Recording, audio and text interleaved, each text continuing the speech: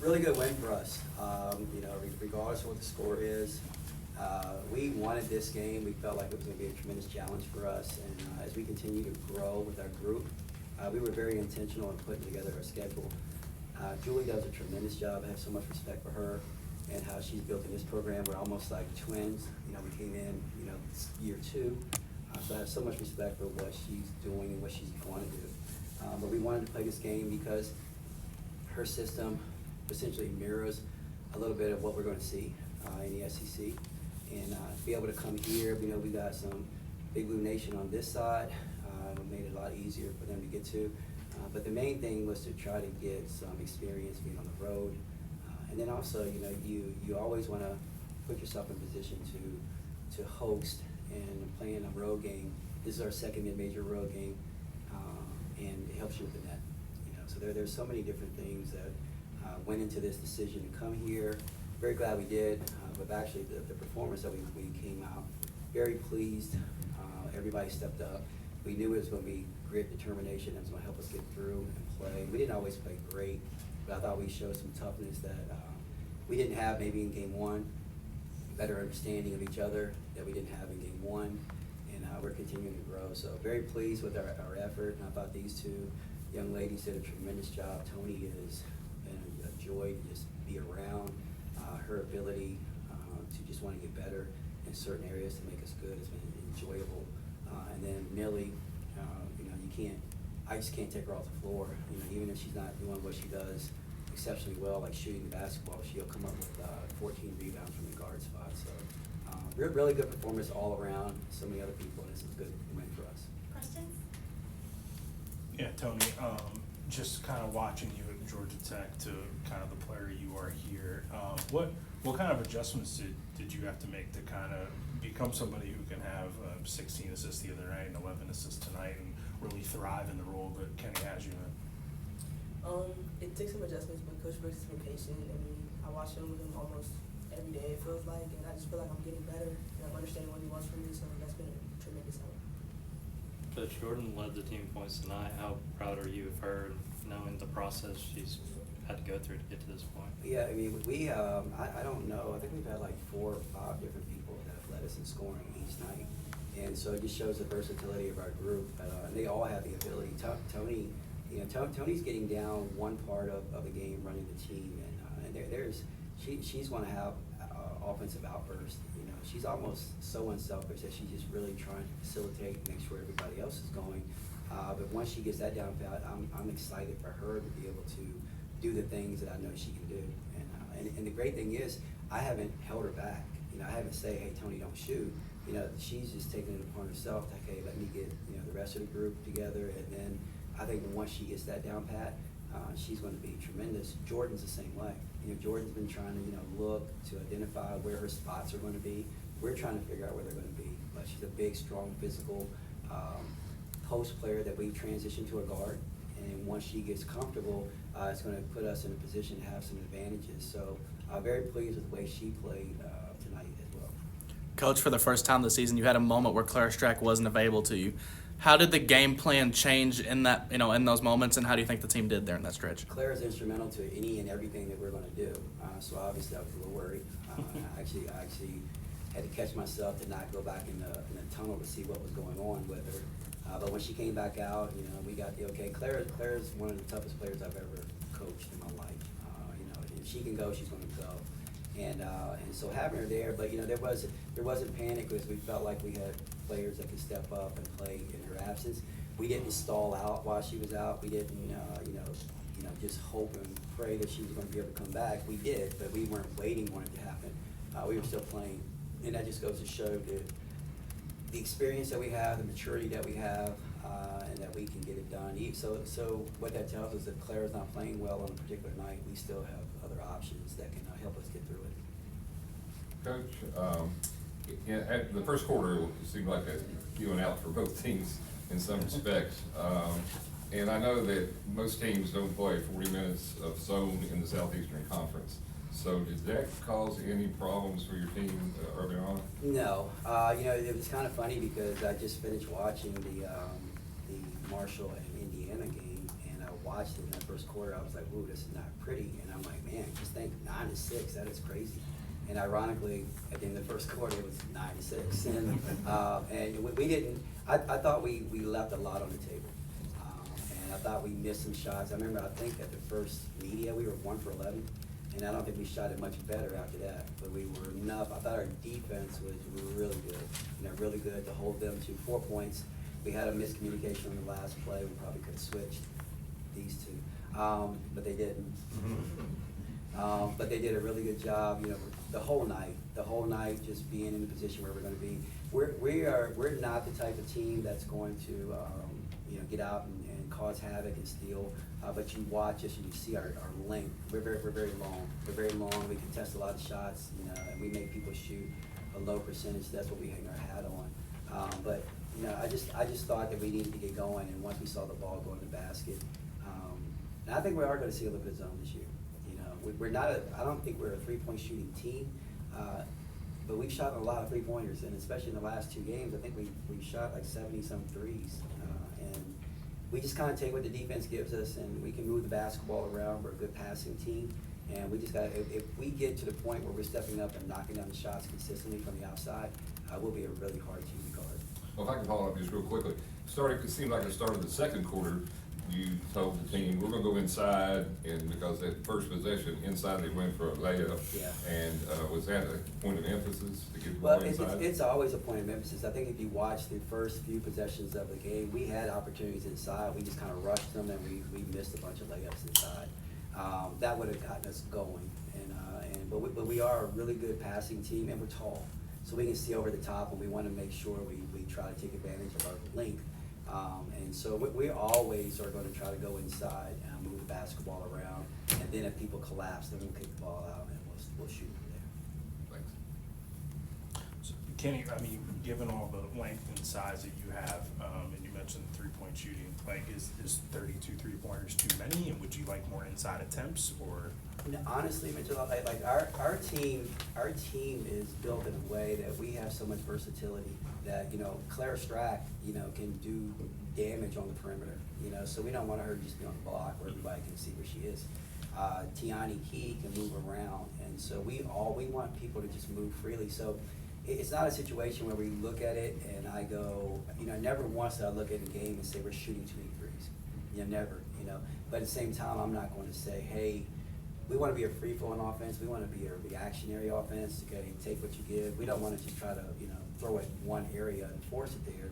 We want to take what you give us. And this is probably the most versatile team that I've had and able to do that because so many people can switch.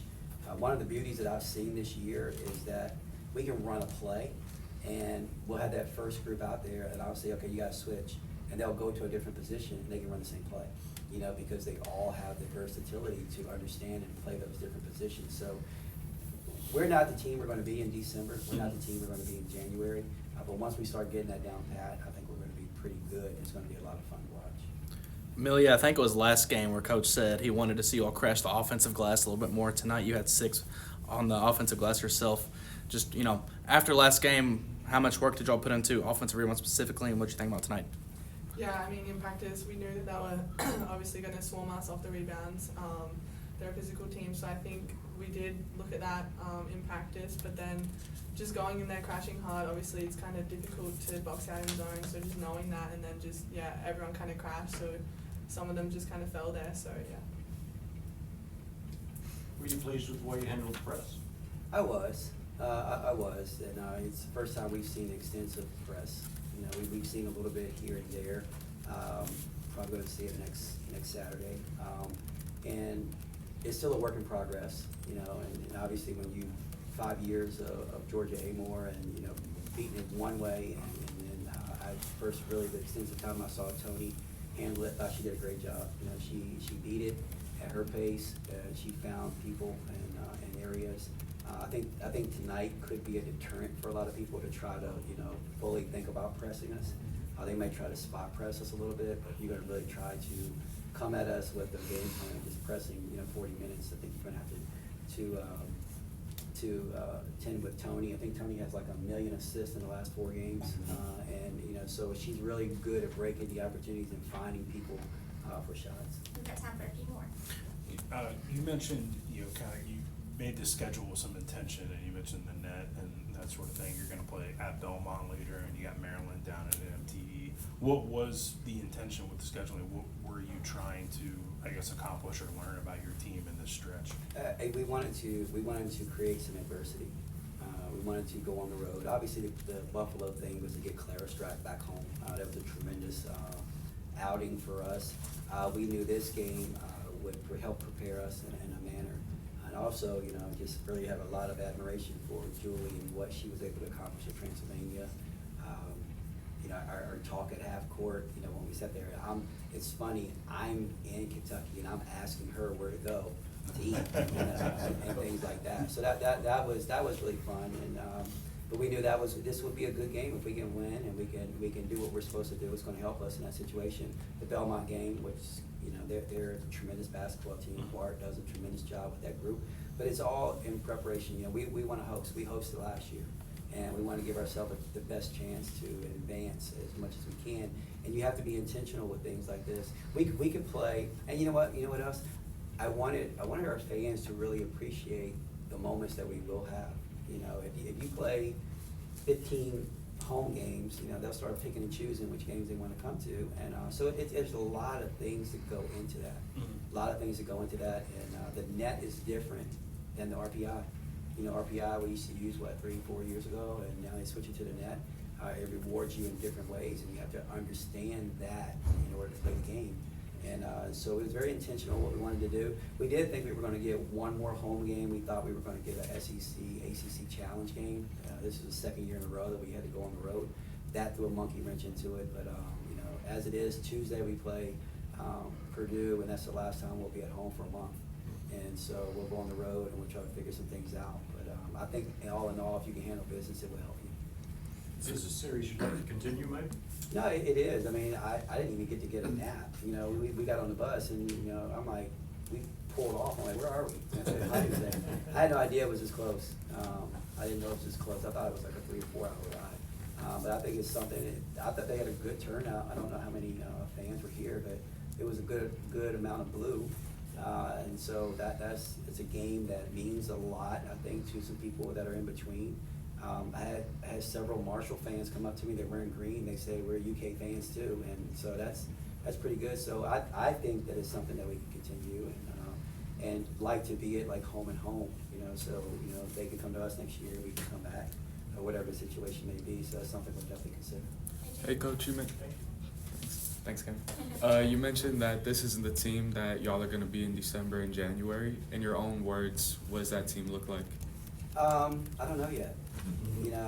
I don't know yet. There's a lot of potential. But like if you ask me what this team is going to do today, I don't know. And I don't really have confidence in this group yet, not because they're not capable, but I just haven't seen it.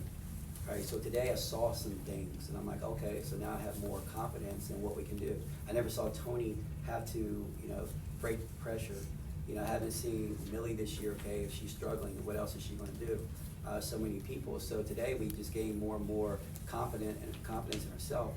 So if we continue to do what we are capable of doing, I think the sky's the limit for this team. I watched a lot of teams play, and I'm like, we're just as good as them. If we can just really get the chemistry down pat. And once we get an identity and they understand what's happening, and their identity is so much better now than it was when we played Morehead State, and that's what you want to do. You want to continue to get better and better and better. So I think we can be a good basketball team, but we also, like I tell them, we have potential to not be a good basketball team. So we just got to continue and work hard every day. Final question? I always ask it.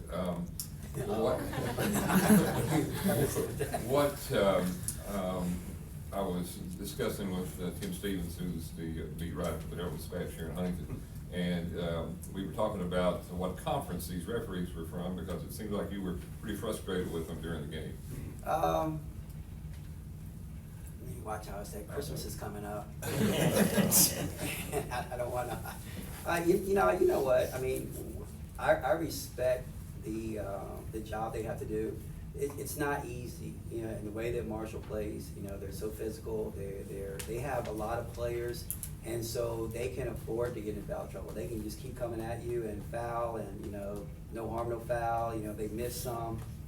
And my job is to make sure our kids are protected, you know, situations. So I have to conversate with them and talk about what I see and what's going on. And, you know, I understand that their job is very hard and did it. I mean, I used to yell at referees until I worked a basketball camp, and I had to referee a game, a little miniature camp game, and then I stopped yelling at them after that because it's hard, you know, and especially at this level, you see so much. And but you know, I thought they were good. They communicated with me.